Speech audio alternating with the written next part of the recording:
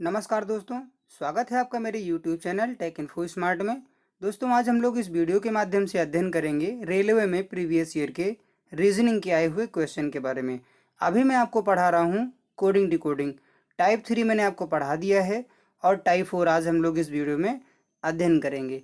दोस्तों, यदि आप चैनल पर नए हो तो चैनल को आप सब्सक्राइब कर लीजिएगा, जिससे कि आने वाले वीडियोज़ का आपको बेनिफिट मिलता रहे।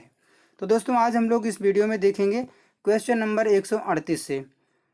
क्वेश्चन नंबर 138 में लिखा हुआ है, यदि COC के कॉक को D4 P6 D4 L2 लिखा जाता है तो HENCE हैंस को कैसे लिखा जाएगा। तो दोस्तों, मैंने आपको इसके पहले जब मैंने शुरुआत किया था कोडिंग डिकोडिंग, तभी मैंने आपको बताया था कि आपको अल्फ़ाबेट नंबर जो हैं वो कैसे याद करेंगे। ए से लेकर के जेड तक जितने भी आपको अल्फ़ाबेट मिलेंगे उनको याद करने का मैंने आपको एक बहुत ही बढ़िया मेथड बताया हुआ है। यदि आपने नहीं देखा है तो आप मेरी शुरुआत की वीडियोज़ को अवश्य देखिएगा, जो मैंने पहली वीडियो अपलोड किया है कोडिंग डिकोडिंग का। तो दोस्तों देखिए, यहाँ पर लिखा हुआ है कॉक, ये कॉक लिखा हुआ है और यहाँ पर इसको ये कोड दिया गया है। तो इसका कोड क्या होगा, तो इसका कोड क्या होगा ये पता करना है। पर सी के बाद में डी आता है और डी आता है 4 नंबर पर। तो जिस नंबर पर आता है डी उसको इसके साथ में लिख दिया गया है।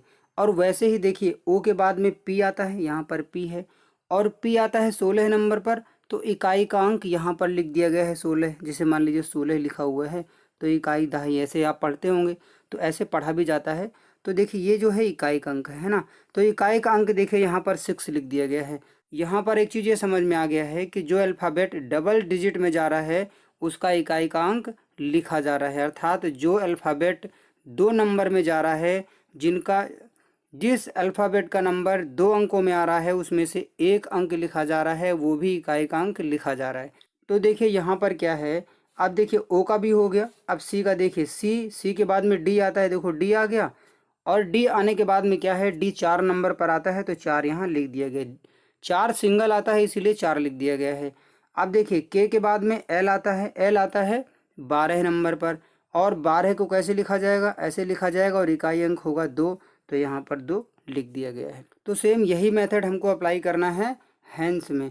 तो देख लेते हैं भाई। तो देखिए, एच जो है वो आता है 8 नंबर पर, ठीक है। और ई आता है 5 नंबर पर, एन आता है 14 नंबर पर, और सी आता है 3 नंबर पर, ई आता है 5 नंबर पर। तो देखिए अब क्या होगा, यहाँ पर क्या हुआ था, सी के बाद में डी आया तो एच के बाद में क्या होगा, एच के बाद में क्या आता है, आई आता है। तो आई यहाँ हो जाएगा। और आई किस नंबर पर आता है, 9 नंबर पर आता है। तो 9 अकेला आएगा यहाँ पर, ठीक है। उसके बाद में ई देखिए यहाँ पर है, ई के बाद में क्या आएगा, एफ आएगा। तो एफ यहाँ हो जाएगा और एफ के साथ में 6, क्योंकि एफ जो है वो 6 नंबर पर आता है ABCD में, ठीक है। उसके बाद में एन है, एन के बाद में क्या आएगा, एन के बाद में ओ आएगा, ओ यहाँ लिख देंगे। ओ आता है 15 नंबर पर, और 15 में हमको सिर्फ 5 लेना है इकाई का अंक, तो यहाँ पर हम लिख देंगे, यहाँ पर हम 5 लिखेंगे। उसके बाद में अब देखेंगे सी का, तो सी के बाद डी आता है और डी का हम लिखेंगे 4। उसके बाद में फिर ई आ गया है और ई के आगे हम जाएंगे, एक अल्फ़ाबेट आगे जाना है, सिर्फ एक। जैसे सी के बाद में डी, डी के बाद में फिर ई, ऐसे। तो देखिए, ई के बाद में एफ, एफ हो जाएगा यहाँ पर, ठीक है। और एफ आता है 6 नंबर पर। तो देखिए, अब हमको मिला आई 9, एफ 6, ओ 5, डी 4, एफ 6। कौन से ऑप्शन में ऐसा दिया हुआ है, इसको हम मिला लेते हैं। तो यहाँ पर ये ऑप्शन हो नहीं सकता है, क्योंकि एफ़ के बाद में 5 है, एफ़ के बाद में 6 होगा। और यहाँ पर देखिए, एफ़ के बाद में 6 भी है और ओ है, लेकिन यहाँ पर 5 आएगा इस जगह पर, तो यहाँ पर 6 है, ये भी ऑप्शन कट जाएगा। अब हम देखेंगे ऑप्शन नंबर बी में, तो आई के बाद 9 और एफ़ के बाद 6, फिर उसके बाद में ये भी कट जाएगा। और अब हम देखेंगे ऑप्शन नंबर डी, तो आई के बाद में 9 आ रहा है यहाँ पर, एफ़ के बाद 6 आ रहा है, ओ के बाद 5 आ रहा है, डी के बाद 4 आ रहा है, एफ़ के बाद में 6 आ रहा है। तो एफ़ के बाद में 6 आ रहा है, तो ऑप्शन नंबर डी इसका आंसर हो जाएगा क्वेश्चन नंबर 138 का। अब हम लोग देखेंगे क्वेश्चन नंबर 139। लिखा हुआ है, कोड भाषा में यदि लक को लिखा गया है L2 U1 C3 K1 के रूप में, तो उसी भाषा में जीरोक्स के कोड का अंतिम अंक क्या होगा, यहाँ पूछा गया है। अब हम लोग देखेंगे इसमें लॉजिक क्या चल रहा है। तो यहाँ पर एल देखिए आता है 12 नंबर पर, यहाँ 12 लिखिए। उसके बाद में यू आता है 21 नंबर पर, 21 लिख दीजिए। और सी आता है अल्फ़ाबेट में 3 नंबर ABCD में, और के आता है 11 नंबर पर। तो देखिए क्या हुआ है, एल आता है 12 नंबर पर।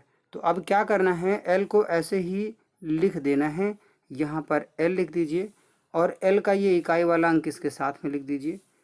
यू यहाँ पर ऐसे ही लिख दीजिए और यू का ये इकाई का अंक इसके साथ में लिख दीजिए और ऐसे ही 3 लिख दीजिए। यहाँ पर सी लिखिए और 3 ला करके यहाँ पर ऐसे ही लिख दीजिए, क्योंकि ये सिंगल है इसलिए यहाँ पर इसको 3 ही लिखेंगे। और उसके बाद में के लिखेंगे यहाँ पर, और के का जो इकाई अंक होगा 1 उसको यहाँ लिख देंगे। तो यहाँ पर लॉजिक समझ में आ गया है कि जो डबल डिजिट में आ रहा है, जिसका नंबर, जिस अल्फ़ाबेट का नंबर डबल डिजिट में है यानी कि 2 अंकों में है, उसका इकाई का अंक ले रहे हैं, और जो सिंगल में उसको सिंगल में उतार दे रहे हैं, वैसे ही लिख दे रहे हैं। तो जीरोक्स में हम लोग देख लेते हैं भाई कैसे क्या लॉजिक चलेगा। ठीक है, ठीक है। अब हम लोग देखेंगे जीरोक्स में। तो देखिए जीरोक्स में एक्स आता है 24 नंबर पर, और ई आता है 5 नंबर पर। उसके बाद में आर आता है 18 नंबर पर, ओ आता है 15 नंबर पर, और एक्स आता है 24 नंबर पर। तो अब क्या करना है, पहले सबसे पहले एक्स उतारेंगे और एक्स के साथ में ये 4 इकाई का अंक आएगा। उसके बाद में ई हम लोग लिखेंगे और ई के बाद में यहाँ पर 5 लिख देंगे, और उसके बाद में आर लिखेंगे, आर के बाद में 8 लिख देंगे। और यहाँ पर देखिए अब हम लिखेंगे ओ, और ओ का जो इकाई अंक होगा 15 नंबर पर आता है, इकाई अंक 5 होगा, 5 लिख दूंगा। और उसके बाद में 24 है तो यहाँ पर एक्स हो जाएगा, और ये 4 यहाँ हम लिख देंगे। तो जैसे यहाँ पर लॉजिक चल रहा था वही लॉजिक हम लोगों ने यहाँ पर अर्थात यहाँ पर लगा दिया है। तो इसका जो इसमें लिखा हुआ है कि कोड का अंतिम अंक क्या होगा, जीरोक्स में जो कोड होगा उसका अंतिम अंक क्या आ रहा है, 4 आ रहा है। तो इसमें ऑप्शन नंबर सी इसका आंसर हो जाएगा 139 नंबर क्वेश्चन का। अब हम लोग देखेंगे क्वेश्चन नंबर 140। लिखा हुआ है कुछ भाषा में मैट को लिखा गया है 13 + 1 + 20, और फैन को लिखा गया है 6 + 1 + 14 के रूप में, अर्थात 6 + 1 + 14 के रूप में। तो उसी भाषा में टैंक्स को कैसे लिखा जाएगा। तो देखिए भाई, अब आपको ये चीज़ ध्यान में होना चाहिए कि अल्फ़ाबेट का जो नंबर है वो याद होना चाहिए आपको। ए से लेके जेड तक अल्फ़ाबेट नंबर याद होना चाहिए। एम आता है 13 नंबर पर, ए आता है 1 नंबर पर, और टी आता है 20 नंबर पर।